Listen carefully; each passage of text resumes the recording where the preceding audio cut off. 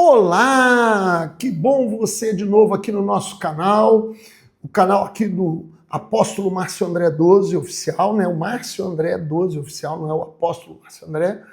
Esse canal que tem uma proposta crescendo com o Apóstolo Márcio André. Aqui nós falamos de crescimento. Crescimento mediante o ensino. Crescimento mediante o ensino autodidata. Crescimento mediante querer aprender. É uma perguntinha básica, né, que você faz a um aluno. Que horas você estuda? Se ele fala para você que o horário que ele estuda é o horário que ele está na escola ou na faculdade, ele não estuda. Ele não estuda. Ele tem que ter tempo de estudo. E quando uma pessoa está de férias, ou quando ele conclui os estudos, ele para de estudar? Eu te digo que não. É aí que a gente começa a crescer. E cresce como? Cresce desse jeito aqui, ó. O crescimento. Aí você pode fazer uma pergunta para mim, mas não, o senhor tem alguma coisa contra e-books, contra livros da internet? Eu vou te dizer que não tenho nada contra. Eu tenho 2 senãos, apenas 2 senãos. Quais os senãos? Eu vou te mostrar aqui uma coisa, tá? No livro que eu vou analisar hoje, vou abrir aqui rapidinho nas páginas para você ver aqui, ó. Todos os meus livros são rabiscados, tem anotações de rodapé, tem situações. Como é que eu faço isso num e-book? Não dá. Tá? Eu leio um livro com uma caneta na mão. Segundo problema, você vai abrir um e-book, aí você pega o computador, já vem uma notificação, ou de uma rede social, ou você entra num anúncio, aí daqui a pouco você está vendo uma notícia e não dá tempo. Quando vê, já foi. Então, nada melhor do que você entrar numa sala, fechar a porta, fechar a janela, pegar um livro, um bom livro, e ler e analisar e crescer junto. Tá bom? Então, essa é a minha proposta para você, crescer junto. Eu tenho falado, né, de livros que me fizeram crescer e que eu quero que você cresça também. Estamos quase terminando a série A Lei do Triunfo de Napoleão Hill, ok? Próximo vídeo do nosso canal vamos continuar estudando esse livro. Semana que vem nós vamos falar de um autor muito bom. E aí eu vou começar a falar de alguns romances que marcaram a minha vida. Eu também só gosto de romance, não é só livro de ensino, não. E eu vou falar para você de um livro tremendo, tá? Chamado Este Mundo Tenebroso. Tem o 1 e o 2, Este Mundo Tenebroso 1 e Este Mundo Tenebroso 2. O autor é Frank Peretti. E a gente vai conversar um pouquinho sobre ele na semana que vem. Tá legal? Bom, hoje eu quero falar para você de um cara maravilhoso, Dr. Myles Munroe. E eu quero te apresentar esse livro, porque esse livro foi o primeiro dele que eu comprei. Tem uma história esse livro aqui, deixa eu te contar a história. Eu fui numa palestra desse sujeito, cara, mudou minha vida. Essa palestra foi em Minas Gerais, eu estava lá numa igreja, tinha mais de 3 mil pessoas, e ele trouxe uma palavra sobre potencial. Quando ele acabou de ministrar, eu saí correndo para a livraria para comprar esse livro, que eu não vou falar para você hoje. O nome do livro é Como Compreender o Seu Potencial. Outro dia eu vou falar sobre esse livro dele, tá? Que é o livro da ministração que ele teve lá. Só que quando eu cheguei, né? Eu tenho um ditado que diz: quem se antecipa governa, quem chega primeiro bebe água limpa. Não tinha mais livro nenhum, só tinha esse aqui, Tornando-se um Líder, todos podem conseguir. Aí eu comprei, claro que no ano seguinte eu fui ver outra palestra dele, já me antecipei, antes de entrar eu já fui lá e comprei o livro, O Potencial. Dr. Myles Munroe, ele impactou minha vida em algumas coisas sobre liderança, o conceito dele de liderança, o conceito dele de desenvolvimento pessoal e o conceito dele sobre o reino de Deus. Eu vou ter 3 aulas sobre Myles Munroe, não seguidas, tá? Que nós vamos falar sobre esse livro, que eu vou falar hoje, o líder. Daqui a algum tempo eu vou falar sobre o líder conhecendo seu potencial. E vou falar sobre o livro dele, sobre o Reino de Deus. São livros muito fortes, mas ele é um autor maravilhoso, tá? Foi, infelizmente. Dr. Miles Monroe nasceu em 1954, nas Bahamas. Teve uma infância muito pobre, paupérrima. Infelizmente faleceu aos 60 anos de idade, novo, aquele homem que morreu antes da hora. Sabe, pessoas que morrem antes da hora? Dr. Miles Monroe morreu num acidente aéreo em 2014, com apenas 60 anos de idade, um homem saudabilíssimo. Ele praticava nado submarino, gente. Pelo amor de Deus, o cara era muito saudável. E com uma sabedoria. Imagina um cara de deixar o Papa de boca aberta, o Dalai Lama de boca aberta. Ele era palestrante sobre liderança a nível de governos. Ele viajava o mundo palestrando para líderes políticos, líderes empresariais. Ele era reitor de faculdade. Ele estudou na faculdade Oral Roberts e foi reitor e professor dessa faculdade. Gente, é muito coisa. Universidade de Tulsa também, nos Estados Unidos. Eu quero dizer para você, um homem que começou abaixo da linha da miséria e se tornou um grande homem. Por isso que quando ele fala de potencial e quando ele fala de liderança, ele é mestre para falar, porque ele pode falar com base na sua vida. Tá ok? Falando do livro dele que nós estamos falando hoje, deixa eu falar com você. Quando eu peguei esse livro, assim, comprei meio a contragosto, não era o livro que eu queria comprar, mas tá legal. Algumas coisas me chamaram muita atenção. Uma que eu quero falar com vocês. Um verdadeiro líder é um modelo para os seus seguidores. Porque grandes líderes nunca desejam liderar. Eles desejam servir. Sabe aquela coisa de que tem gente que quer o poder pelo poder? Isso é muito ruim. Porque o poder já é perigoso. Quando uma pessoa alcança poder, muito poucas pessoas, desculpa aqui a fala muito pouco, que se é muito é muito, se é pouco, mas para ser assim, não poucas pessoas, quando alcançam o poder, mudam. Mudam, se tornam prepotentes, né? No Brasil a gente tem visto isso. Tem um cara que jurou que seria defensor da Constituição, hoje ele é o maior ditador que existe. E não é o presidente da República. Mas vamos lá. As pessoas que querem poder pelo poder, quando chegam no poder, eles se tornam déspotas. Eles começam a perseguir pessoas. Eles tornam o alvo do poder deles por inveja. Isso é muito perigoso. Isso é muito problemático. Isso é muito ruim. Tá? Mas quando uma pessoa quer liderar por liderança servidora, aí você começa a entender que aquela pessoa é um grande líder. Segunda coisa que ele nos fala sobre liderança, e é muito bom, é que ele entende o seguinte, que líderes, eles entendem que liderança na vida dele é uma carreira. Ou seja, não é uma coisa, é a vida toda. Ele não veio a este mundo a passeio. Ele não veio a este mundo para poder ter coisas, alcançar, fazer coisas para si, não. É uma carreira que começa no início da vida e termina no final. Ele vai gastar a sua vida liderando e ganhar a vida liderando, vendo com muito prazer pessoas que ele serviu mudarem de vida. São pessoas que nasceram para servir uma geração e que quando eles findam essa geração, quando eles findam a sua geração está mudada. Há inclusive um versículo na Bíblia que diz isso, e Davi, no seu tempo, está assim mesmo na Bíblia, e Davi, no seu tempo, serviu a sua geração e morreu. É por isso que quando se fala em rei, o maior nome que se vem à mente, Davi, o rei Davi. Porque Davi não foi um rei que governou, foi um rei que serviu. Ele serviu uma geração, ele criou um legado. Todos hoje têm prazer em dizer filhos de Davi.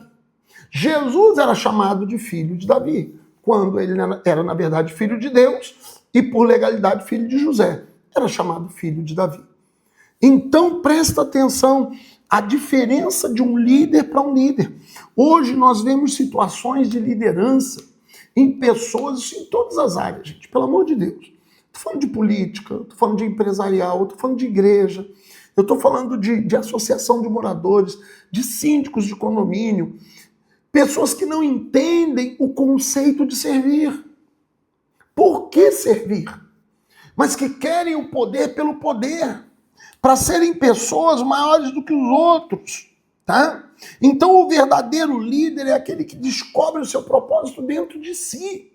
E qual é o seu propósito? Servir ao próximo. Outra coisa linda que ele fala aqui, já baseado lá em Gênesis, que ele diz o seguinte: Deus criou o homem para dominar a terra. Aí tu vai lá no texto. Domine sobre as aves do céu, os peixes do mar, sobre o réptil que rasteja na terra, sobre tudo. Não tem texto dizendo domine sobre o seu semelhante. O homem não foi feito para liderar homem, mas acabou tendo que ser feito líder de homem, e aí vem o conceito dele de liderança, porque líder é aquele que serve ao próximo. Jesus diz isso: aquele que quiser ser o maior, seja o servo de todos, porque o conceito de liderança dele é servidor. A liderança é servidora. Mas o homem não foi feito para liderar o próprio homem. Só que, infelizmente, o homem não acorda para esse potencial dele. E aí ele precisa de pessoas que despertem o potencial de liderança dentro dele. Essas pessoas que despertam o potencial de liderança dentro dele são chamados de líderes. Isso tudo está aqui nesse livro, tá? Tornando-se um líder, todos podem conseguir. E aí ele vai mostrando que para ser um líder, primeira coisa, ele precisa liderar a si mesmo. O que a palavra dominar vem? Governar, gerenciar, controlar, ditar, sujeitar, influenciar, manter sob controle, comandar, dominar, ter poder e ter autoridade. E aí ele começa: como que eu posso ser um líder? Liderando a mim mesmo. Servindo a mim mesmo, amando ao meu próximo como a mim mesmo. Então olha só esse conceito. Se eu me sirvo, se eu me lidero, se eu me governo, eu me amo. Se eu amo o meu próximo como a mim mesmo, eu vou ensinar esse meu próximo a se liderar, a se servir, a se governar. Eu vou ser um líder servidor para esse próximo. Isso tudo aqui nesse livro maravilhoso. Um livro para você ler assim, ó, de gracinha, 2 horas, 3 horas. Mas eu quero falar de mais uma coisa nesse livro.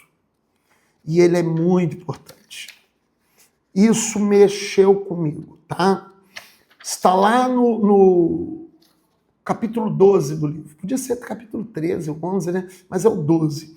Um dia eu vou trazer para vocês, talvez daqui a algumas semanas, esse livro aqui, ó. Esse livro aqui, o Abecedário das Células. Esse autor aqui, esse cara é muito fera, tal de René Terra Nova. Eu tenho muitos livros dele, tá? Eu, a princípio, vou falar de 3 livros dele para você. O primeiro que eu quero falar é aquele ali, que foi o primeiro livro dele que eu li. Não é o que mais me impactou, mas aquele ali é muito forte, tá? Mas vamos lá. E por que eu falei dele? Por causa dessa questão do número 12. No dia você vai entender por quê. Mas vamos lá. No capítulo 12 desse livro aqui, que eu estou indicando a você hoje, e principalmente estou te indicando esse autor, de todos os livros dele, do Myles Munroe, eu estou te indicando esse livro, eu estou te indicando o livro Como Compreender o Seu Potencial, eu estou te indicando o livro As Dimensões do Reino, eu vou te indicar, ó, esse livro aqui, ó, Em Busca da Liberdade, do Myles Munroe. Ele fala que não pode haver liderança dominadora. Toda pessoa tem que ser livre. É muito bom os negócios aqui, tá? Aqui, ó, outro que fala de liderança dele também, ó, só para tu ver como eu gosto de ler os livros desse cara. No Comando, tudo dele. O cara é bom, gente. Quando o cara é bom, eu compro muito livro dele. Às vezes, eu compro 10, 20 livros da mesma pessoa, às vezes leio 5 e vou guardando e vou lendo com o passar do tempo, tá? Se eu ouço um palestrante, eu vejo que ele me cativa, eu vou lá na banca e compro tudo que tiver livre lá. Vamos lá, capítulo 12. Uma palavra para o terceiro mundo. Você sabe bem, tá? Isso aqui. Esse livro eu comprei, vamos lá, desculpa. Eu comprei esse livro no ano de 2002, tá? 2002 eu comprei esse livro. E deixa eu contar uma coisa para você, bem clara. No passado, o mundo era dividido em primeiro, segundo e terceiro mundo. Ainda tem pessoas que entendem essa terminologia. Primeiro mundo era o mundo capitalista. Segundo mundo, o mundo comunista. Isso aqui antes da queda do Muro de Berlim, enquanto a cortina de ferro estava erguida. E o terceiro mundo era o mundo dos países em desenvolvimento, os países chamados subdesenvolvidos. E o Brasil era um deles, tá? Como eu acho que é até hoje. Isso era chamado de terceiro mundo. E ele manda uma carta ao terceiro mundo. Essa carta, como eu comprei esse livro no ano 2002, e esse livro foi escrito em... Esse livro foi publicado em português em 1999, escrito em 1992. Então ainda existia muito forte esse conceito de terceiro mundo. E a Bahamas, lembre que Bahamas era um país de terceiro mundo, tá? E ele era um cidadão de Bahamas. E ele vai mostrando nesse capítulo 12 que existem, na época eram mais de 5 bilhões, hoje nós estamos batendo quase 8 bilhões de pessoas no planeta. E mais da metade deles viviam e vivem, mais da metade dessa população vivem no terceiro mundo. E aí você vai mostrando, ele vai falando uma coisa, que com essas pessoas há um preconceito. E quando a gente fala de preconceito, eu não estou falando de raça, eu não estou falando de credo, não estou falando de religião, não estou falando de direcionamento sexual, não. É um preconceito econômico e que gera nas pessoas, historicamente, uma sensação de dependência. E aí ele vai mostrando aqui, nessa carta ao terceiro mundo, tá? Ele vai mostrando aqui, ó. Historicamente, os povos do terceiro mundo têm sido laboriosos, zelosos, altamente sensíveis. Muitos são produtos da opressão, têm instilado em si mesmo um sentido de timidez, de falta de autoconfiança, um espírito de dependência. Em muitos casos, eles fracassam em realizar o potencial de liderança que existe dentro deles. Por quê? Nos países do terceiro mundo houve um sistema de colonialismo. E o processo de colonização arrastaram com eles elementos de desumanização para fomentar a dependência e subtrair do indivíduo o aspecto essencial do seu desenvolvimento criativo. E assim deficiente, forneceu a eles operários de treinamento básico para serviço, não para produtividade. Em suma, são ensinados a produzir cana-de-açúcar e não produzir açúcar. Treinados a produzir algodão e não fazer tecido. Treinados a produzir peça e não fazer computador. E assim vai, ele vai mostrando isso, que aí vira um zelo de falta de crescimento, em que muitas pessoas no terceiro mundo têm o quê? Uma sensação que eles precisam de alguém que faça por eles. E muitas vezes esse alguém vindo do exterior, esse alguém vindo de fora, tá? Aquela pessoa que acha que eu preciso de um presidente para fazer algo por mim, eu preciso de um Supremo Tribunal para fazer algo por mim, eu preciso de um capitão, eu preciso de um líder, eu preciso de um, sei lá.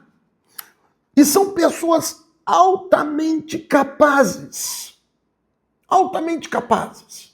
que têm um potencial grandioso, mas por causa desse processo de colonização e esse sentimento de ser sempre aquele que vai fornecer a matéria-prima e não o produto acabado, o que acontece? Ele não tem um espírito de responsabilidade. Ele não tem espírito de responsabilidade no campo político, social, cívico, espiritual, familiar. Ele é aquela pessoa que está sempre querendo que alguém faça por ele. Sempre querendo. Ele não busca melhorar.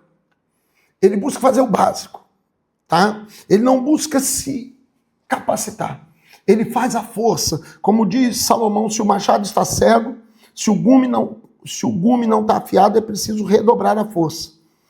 Mas a habilidade, contudo, trará sucesso. Ele não para molar o machado, ele prefere fazer mais força. Agora, quando você consegue desenvolver, e ele vai falando isso, se descobrir o tremendo potencial e a capacidade de grandeza que está dormente dentro deles, isso vai gerar liberdade. Porque a verdadeira liderança libera seguidores para serem conduzidos pelo Espírito Santo. E aí ele tem duas frases tremendas nesse capítulo. Primeiro, conhecereis a verdade, e a verdade vos libertará. Você lembra um cara que falava isso muito? E aí ele vai e termina dizendo assim, ó, qualquer liderança que restringe, nega, inibe, limita, suprime, obstrui, oprime ou frustra esse preceito de capacidade dada por Deus, não é liderança. Porque nenhum de nós é livre até que sejamos todos livres. Tornando-se um líder, poderia se chamar tornando-se livre. Porque o principal conceito de liderança desse livro é liderar a si mesmo. Porque ele deixa muito claro, você não pode liderar ninguém se você não lidera a si mesmo. Você tem que parar de dar desculpas. Uma das coisas que ele fala aqui, um capítulo inteiro, ele destina a pessoas que dão desculpas porque não são líderes. E são desculpas, gente, tão plausíveis, tá? Desculpas assim, eu não tenho dinheiro, eu não tive educação, eu não tive isso, eu não tive aquilo, outro. E vai indo. Seja um líder. Torne-se um líder. Torne-se um líder de si mesmo. Torne-se um líder dentro da sua casa. Mas eu sou o filho mais novo. Pois é, José também era. Davi também era. Salomão também era. Eu poderia te dar dezenas de modelos, mas eu quero te dar um maior. O Márcio André é o 12º filho de uma dona chamada Gilda. 9 filhos biológicos, 3 de criação. Jesus Cristo, né? E se tornou líder dentro da sua casa. Então eu quero dizer para você, torne-se um líder, tá? Dr. Myles Munroe, excepcional. Aliás, tudo que esse homem escreveu é maravilhoso. Infelizmente nos deixou cedo demais. Eu acho que ele levou para o cemitério uma mensagem tão linda dele, cemitério, o lugar mais rico do planeta. Ele levou para o cemitério muita coisa que ainda poderia ter deixado conosco. Tá bom? Então fica aqui a dica. Gostou? Clica no sininho, se inscreve no canal, divulga o nosso canal e vamos juntos crescer com o apóstolo Márcio André. Até a próxima.